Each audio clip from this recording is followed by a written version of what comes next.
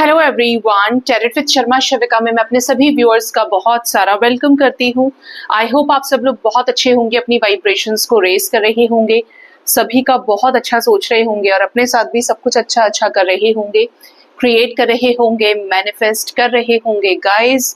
तो आज जो मैं रीडिंग करने वाली हूँ उसका टॉपिक होने वाला है यू वर्सेस देम। क्या करंट फीलिंग्स है आपकी अपने पर्सन को लेकर एंड आपके पर्सन की आपको लेकर, आपके रिश्ते में आप दोनों के ही दिल दिमाग में एक दूसरे को लेकर क्या चीजें चल रही हैं। ठीक है, तो जिनके साथ भी आप अपने लव लाइफ में डील कर रहे हैं, अपने पार्टनर के नाम को 3 बार दोहराइए और मन में उनके फोटो को विजुअलाइज करिए। ठीक है, थर्ड आई पे। और आइए जानते हैं कि आपके दिल दिमाग वर्सेस आपके पार्टनर के दिल दिमाग की एनर्जीज क्या है, क्या चल रहा है इनके दिल दिमाग में आपको लेकर इस रिश्ते में।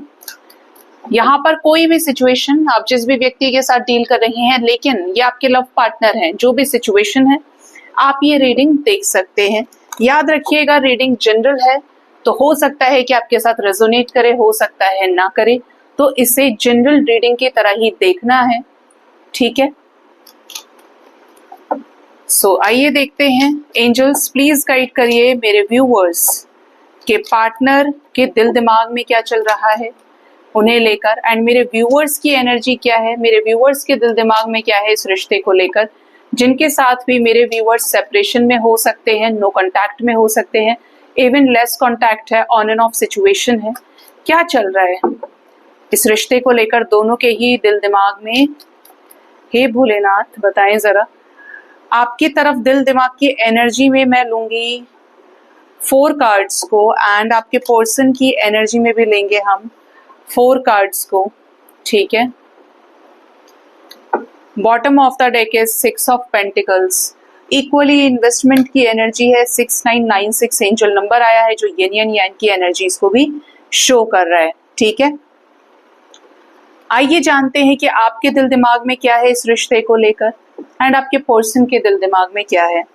आपके दिल की एनर्जी की बात करें तो 6 of swords with 8 of cups. आप बहुत ज्यादा हताश हैं इस रिश्ते में।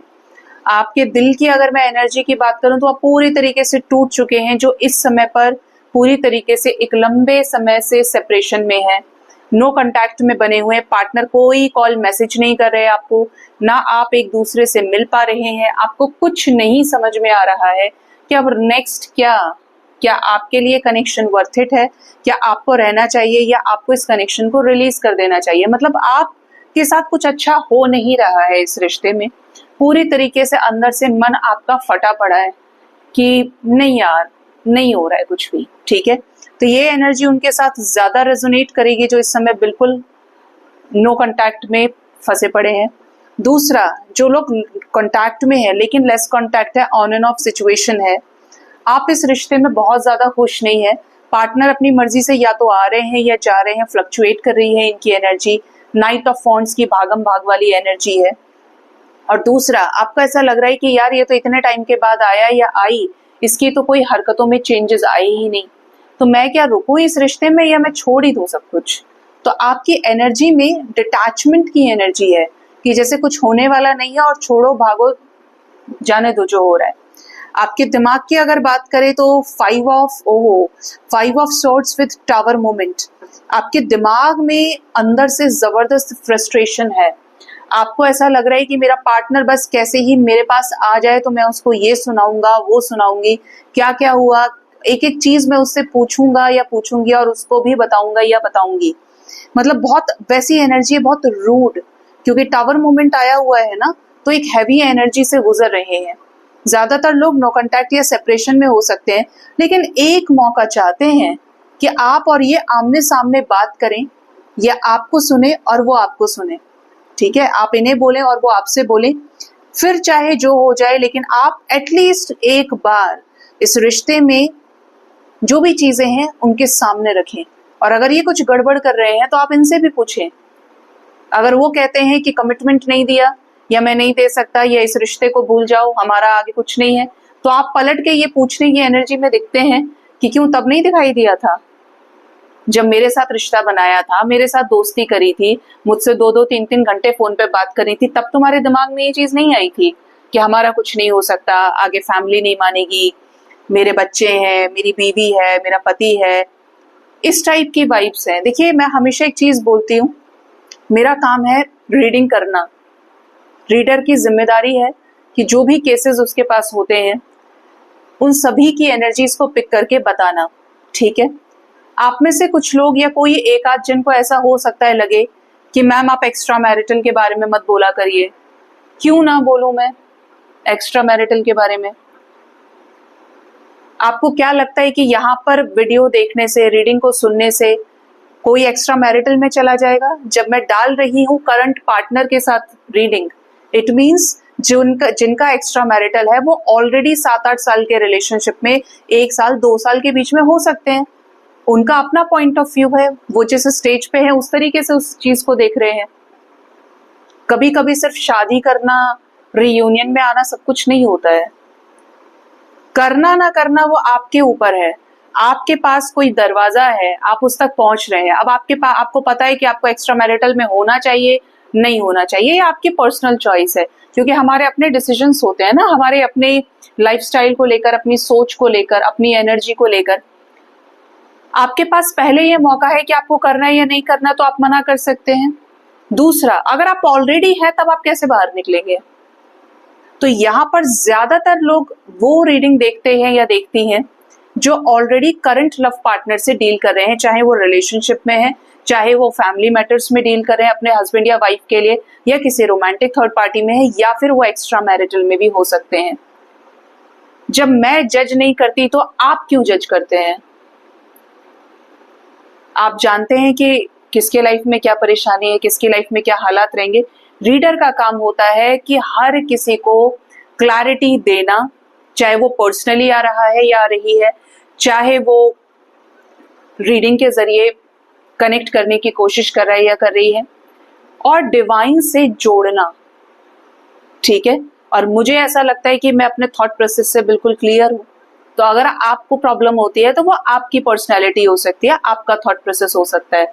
मुझे रीडिंग करनी है, जनरल रीडिंग, तो मुझे इंक्लूड करना पड़ेगा। मेरे लिए सब बराबर है। क्या भगवान उन्हें छोड़ देते हैं जो बच्चा गरीब होता है, या भगवान उसे छोड़ देते हैं जो बहुत अमीर होता है? भगवान के लिए तो सभी बच्चे हैं ना। तो ये मेरा सोल पर्पस है, तो मुझे तो इंक्लूड करना पड़ेगा। जिसके साथ भी आपका दिल लगा है, जो आपका लव पार्टनर है, ऑब्वियस सी बात है कि एनर्जीज पे होती हैं और करनी पड़ती हैं। तो थोड़ा सा सोच समझकर चीजों को जज करने की कोशिश किया कीजिए। जजमेंट से अलग हटके देखेंगे तो बहुत कुछ आपको नजर आएगा, सामने से जिम्मेदारियां नजर आएंगी। बुरे हिस्से को ना देखकर आपको एक सही हिस्से की तरफ भी, जो टुवर्ड्स डिवाइन लाइट है, वहां पे आप कनेक्ट कर पाएंगे। ठीक है, तो यहाँ पर जो वाइब्स है काफी सारे लोगों की यही आ रही है दिल दिमाग की ना, कि आप इस कनेक्शन में एटलीस्ट एक मौका चाहते हैं, बातचीत हो जाए, फिर चाहे खत्म होना है तो हो जाए, लेकिन मेरे पास क्लैरिटी हो कि मुझे मूव ऑन करना है तो इस तरीके से करना है कि मुझे बीच में नहीं उलझे रहना है। और क्या है मेरे व्यूअर्स के दिल दिमाग में,